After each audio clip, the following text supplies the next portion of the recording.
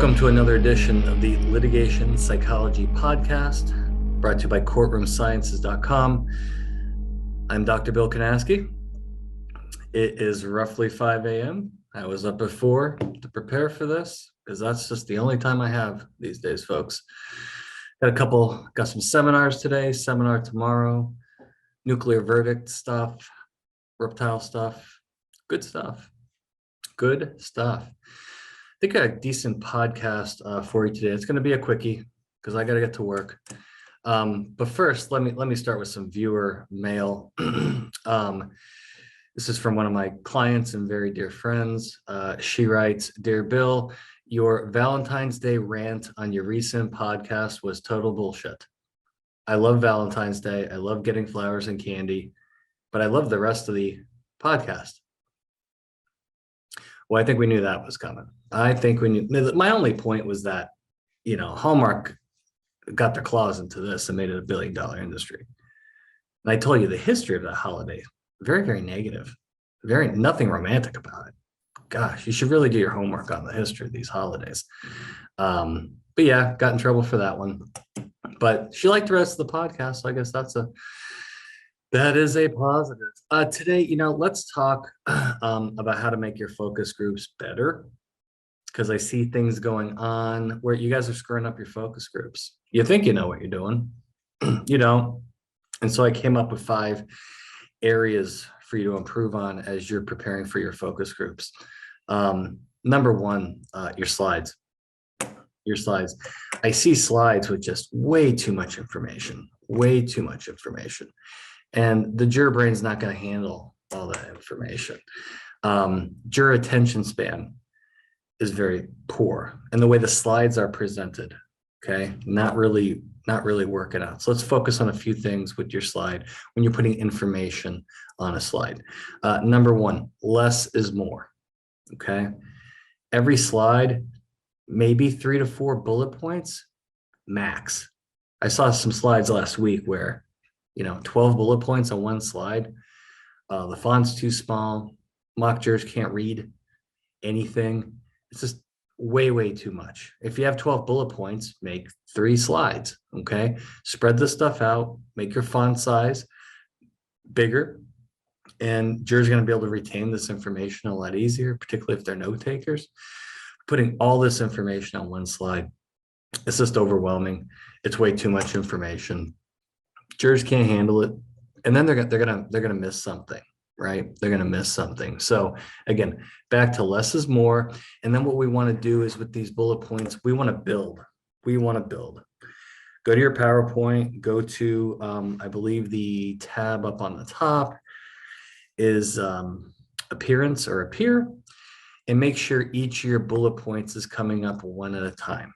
So I see attorneys putting on a slide in front of the mock jury, and 10 bullet points all come up at once. And the jury's like, wow.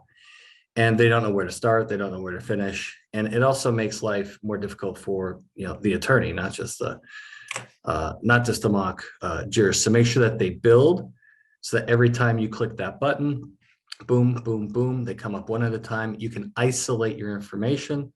That's going to lead to better attention, a better memory retention, and it's going to allow jurors to take notes more specifically on each of your points. So really watch out with those slides and the colors. Oh my gosh, you don't want to blind your mock jurors, okay? Don't blind them, okay? You want a darker background, maybe a little Carolina blue, right? With some usually white or even some yellow, depending on the shades that you use, and some lettering, so that you're not blinding your jurors. I had an attorney last month come out and had just a white background with black letters, and when we put this on the screen, it gave me a migraine headache looking at it. And so there's ways to play with it. Look at it, have some of your colleagues, look at it, run the stuff, send it to us. Run it by us. We'll help you with that color scheme, but it's very important. But imagine that for trial. You're going to trial, your adversary, they're doing all the things I'm telling you to do. And you come out and you have 12 really, really small bullet points on one slide with bad colors or no colors. You've blinded the jury. There's a real appearance deficit right there. Did a mock trial, a focus group in Tennessee last month, in which the slides on both sides were so different that the jury really was far more persuaded by the side that had the better presentation. So work on your presentations. If you have in-house folks that are AV folks, have them help you put these things together. And again, we want to build those bullet points. We don't want to overwhelm them. More slides is better. Okay, more is better, but with less information per slide. All right, we can check that box, folks. Number 2, the number of mock jurors that you're using. I've seen focus groups with 30 mock jurors. That's insane. You're not going to get quality feedback from 30 people. Okay, what we want to do, we want to cut that in half. Okay, cut that in half. 15, that 12 to 15 mark. Okay, now make sure that you're recruiting the right way. You're getting a sample that is, matching your demographic for that venue. But sticking 30 people in a room, you're just never going to get the quality of feedback that you want. Several jurors just won't talk all day. They'll just collect their paycheck. Way too many jurors. You don't need that. Now, mock trial is different. You're going to be dividing, people up into deliberation groups. You're going to get 2, 3, maybe even 4, distinct jury verdicts from, mock deliberations. Okay, you want to put your 24, 30, 36 people in the room, and then you're going to divide them up to deliberate. Nothing wrong with that.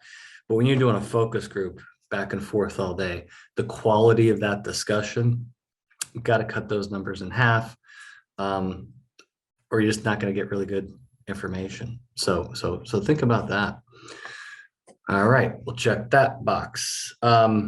Juror fatigue. Oh my God. When these projects are running to 6, 7, sometimes 8 p.m., forget about it. You're starting at 9. Jurors are showing up at 6:45, 7 to get processed, fill out paperwork. You're kicking off your show at 9, just like a regular trial. I mean, by 4:30, these jurors are toast. Then you have maybe some, daycare issues or some, childcare issues. People need to get out of there. They've been up since 5:30 to get there on time. You're just not going to get really quality information. So as you're planning your focus group, this is one of the key mistakes I see made. Sometimes you need a 2-day focus group or a day and a half, and spill over that other information you would have presented in the evening. Present that the next day when they're fresh. But anything that you present from 4 to 7 p.m., man, you got jurors falling asleep. I mean, they're exhausted. They're tired. They've been overwhelmed with information all day. And so keep that in mind when you're planning your focus group. Try to end in that 4 to 5 o'clock, window. Then everybody's getting home on time. That fatigue doesn't set in, because it's going to start setting in around 2 o'clock. Around 2 o'clock, jurors are starting to get tired. Maybe take more breaks in the afternoon. Because again, the purpose of these things is to get quality information. And if you're getting lousy information, or you're not getting information because jurors are just too tired, again, kind of a waste of time, waste of money. So consider you may need a 1.5 day or even a 2-day. Spread out this information, more breaks, so you're not wearing down your mock jurors. All right, check that box. Next area, the length of presentations. Oh, another one. Again, we're going back to less is more. In your focus groups, you want to isolate information. You don't want to get up there and talk for 90 minutes and then talk to the mock jurors. It's too much information. It's information overload. Again, you're not going to get the quality of feedback that you want. So try to divide up your topics into subtopics, and then immediately talk to the jurors after the subtopics. Okay. Do a 15-minute presentation, talk to them. Do a 20-minute presentation, right? You start going over 30 minutes. That's a lot of information. And again, it's going to be diluted. And so isolate those topics and talk to the jurors immediately. Get their feedback immediately. Don't do a 90-minute presentation that pretty much has 3 topics combined. I see this mistake a lot because, again, everybody's, okay, these things are expensive. You want to maximize, what you're doing with the mock jurors. And so what I see is a lot of longer presentations with a lot of information crammed in. And then, again, it's just overload and jurors can't handle it. That's why a lot of clients don't want to pay for 1.5 or a 2-day. Well, if you have that much information, you really need to do that, or you need to cut out topics. So kind of a chronic error I see is this cramming in way too much information. So shorter presentations, jump right to that discussion, then go to your next subtopic. If you think about liability, right? That oftentimes can be 2 or 3 subtopics. Don't present them all at once and then talk to the jurors. Present subtopic A, immediate discussion, right? Now they're going to have questions. They're going to bring up, stuff that's going to come up down the road, and you may need to say, hey, I'm going to get to that in the next subtopic, so hold that question, and also take a lot of questions. I find that the questions are just as valuable as the feedback in these projects. And so again, look at your topic list. Break it down as much as you can, isolate as much as you can. And the key is to get those jurors talking as soon as possible, and not to give long presentations. Wait. Of course, I had an attorney, a 40-year attorney, which he told me 18 times that he's been trying cases for 40 years. Now he's done 150 focus groups, and he's telling me I'm wrong. Well, I'm not wrong. He wanted to do this, 2-hour presentation, then a break, and then another 2-hour presentation. Then I want to talk to the mock jurors. And I said, that's just not the best way to do it. Well, that's the way I've been doing it for 40 years. Well, we're going to do it differently this time. He wasn't happy with me. Client was thrilled. We just got a ton of feedback. But again, we isolated the topics. We didn't let the jurors get fatigued. We had a lot of breaks.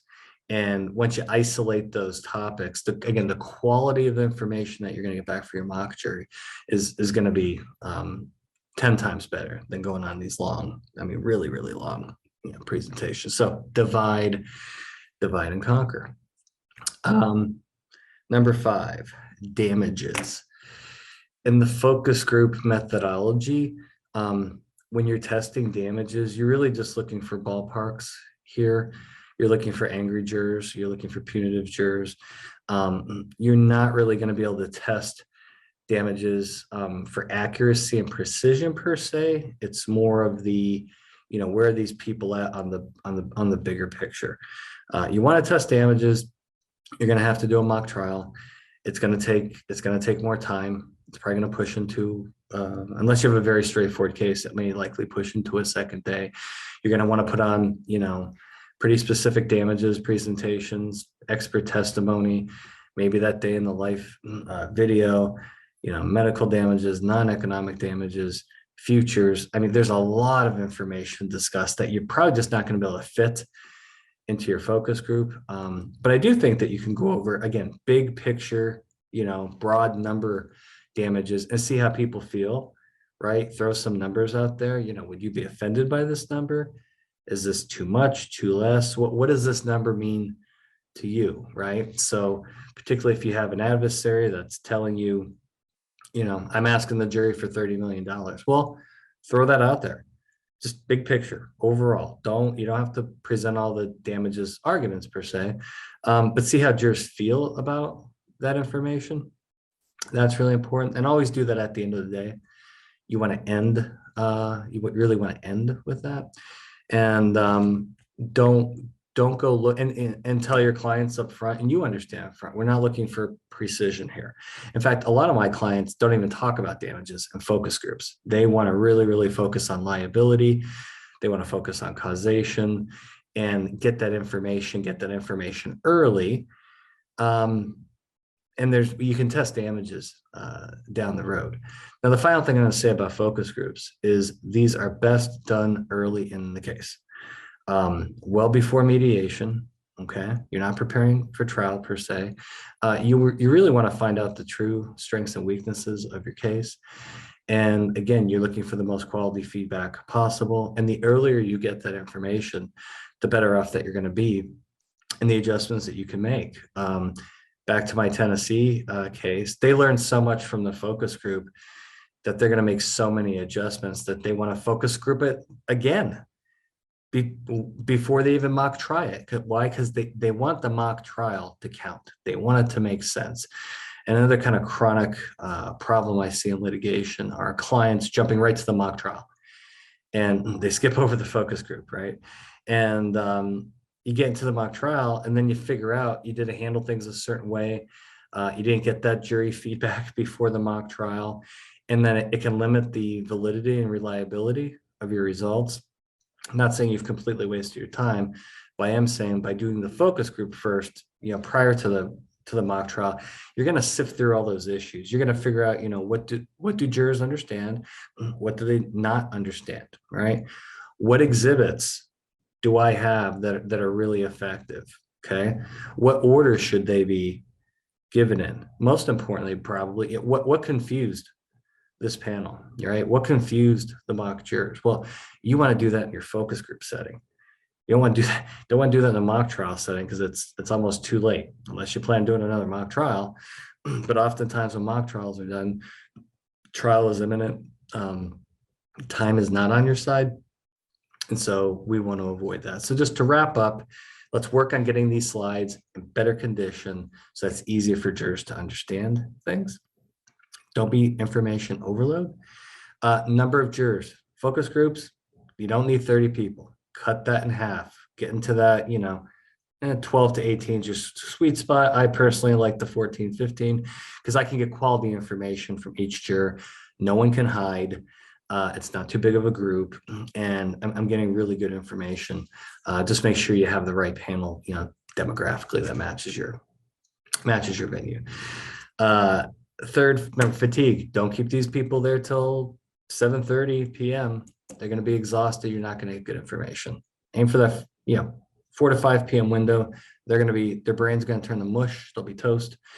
And then if you need more time, do another half day. Bring them back the next day. Let them rest. Okay. And then don't be cramming all this information. Hey, we got approval for one day. Well, too much information.